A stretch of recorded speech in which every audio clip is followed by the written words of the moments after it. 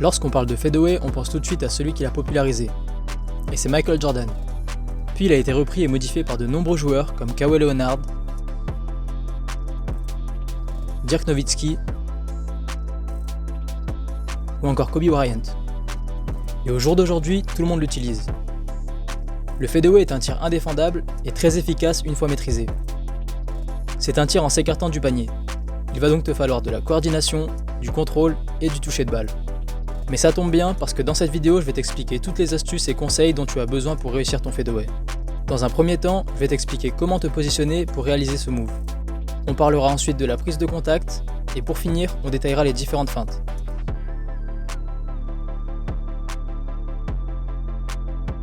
La plupart des fadeaways sont réalisés à 45 degrés au poste.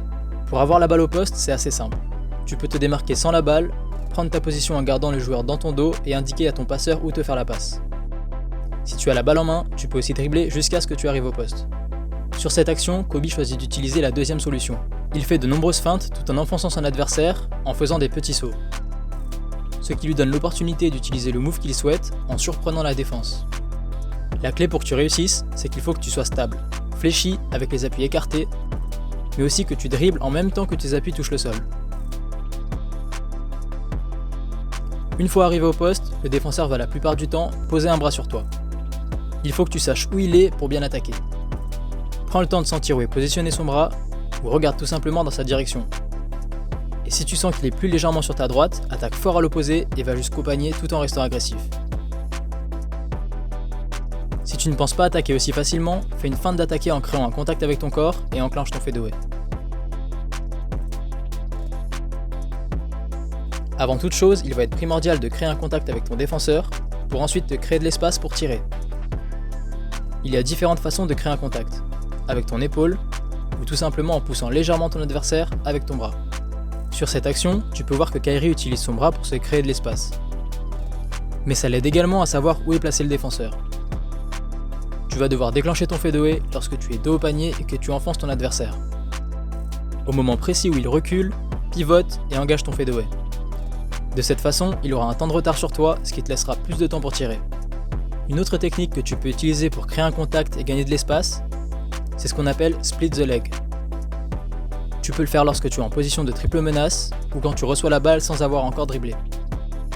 Au moment où tu es dos au panier, ton défenseur a 90% du temps les jambes écartées et parallèles aux tiennes. Tu vas alors pivoter tout en protégeant ta balle. Placer ton appui entre ses jambes et légèrement avancer ton épaule vers lui. Ce qui va forcer ton adversaire à reculer parce qu'il aura trop peur de se prendre un coup dans les... Bref, tu m'as compris.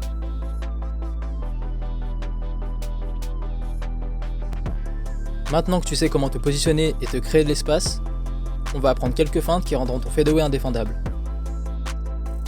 Pour qu'une feinte soit efficace, il faut que tu fasses douter ton adversaire. Si tu as en face de toi un très bon défenseur et qu'il te gêne pour tirer, utilise les feintes de tir et pivote sur ton appui pour te créer un espace de tir. Tu peux t'inspirer des feintes de Kobe. En regardant cette vidéo, sa feinte est tellement bien faite que je ne serais même pas capable de te dire s'il va tirer ou non. Et ça, c'est vraiment fort. Pour être efficace, il faut que tu montes la balle rapidement au-dessus de la tête en regardant le cercle. Ça va inciter le défenseur à avancer sur toi et l'espace sera libre pour aller marquer. Lorsque tu es dos au panier, tu peux aussi utiliser des feintes de corps. Le shimmy est une feinte d'épaule très efficace car elle te permet d'attaquer de n'importe quel côté sans que le défenseur ne s'y attende. Tu peux aussi y ajouter un dribble en même temps que tu bouges tes épaules. Le défenseur va paniquer et parfois même reculer, ce qui te laissera le temps de tirer sans trop de problèmes. Pour rendre ton shimmy efficace, il faut que ton adversaire ne sache pas où est la balle. Tiens-la fermement devant ton torse et fais une feinte d'épaule. Lors de ton tir, l'alignement est très important. Sur la plupart des shoots de Kobe, tu peux remarquer que son adversaire met la main sur son visage pour l'empêcher de voir le panier. En étant parfaitement aligné, tu augmentes tes chances de marquer même si tu ne vois presque pas le cercle.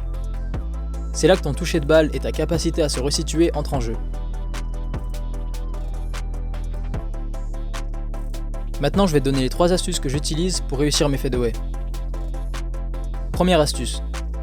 Si tu veux grandement augmenter ton efficacité sur ce move, il va être important que tu puisses trouver le cercle le plus rapidement possible lorsque tu te retournes pour tirer.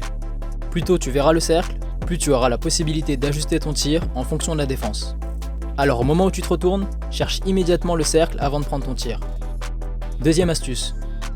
Pour réaliser un fadeaway, tu vas devoir tirer en reculant. Donc logiquement, tu auras un peu moins de force que si tu tirais normalement. Pour ajouter un peu de force à ton tir et avoir la bonne trajectoire, je te conseille de bien fléchir tes jambes et baisser tes hanches avant de sauter.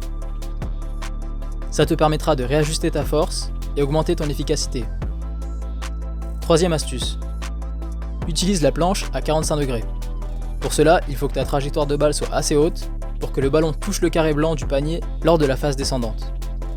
Ça paraît bête et simple, mais c'est vraiment efficace. Quatrième astuce. Jette ta jambe pour t'équilibrer lorsque tu te penches pour tirer. Ça te permettra de rester équilibré, mais aussi de gêner ton adversaire qui n'osera pas trop s'approcher pour te contrer. Pour finir, tu peux faire des fadeaways dans de nombreuses situations. Au poste, mais également en situation de contre-attaque, ou encore en position de triple menace. J'espère que la vidéo t'a plu. Si c'est le cas, n'hésite pas à me le faire savoir dans les commentaires. Et comme d'habitude, si tu veux apprendre plus de choses, abonne-toi à ma page, like et follow-moi sur Instagram.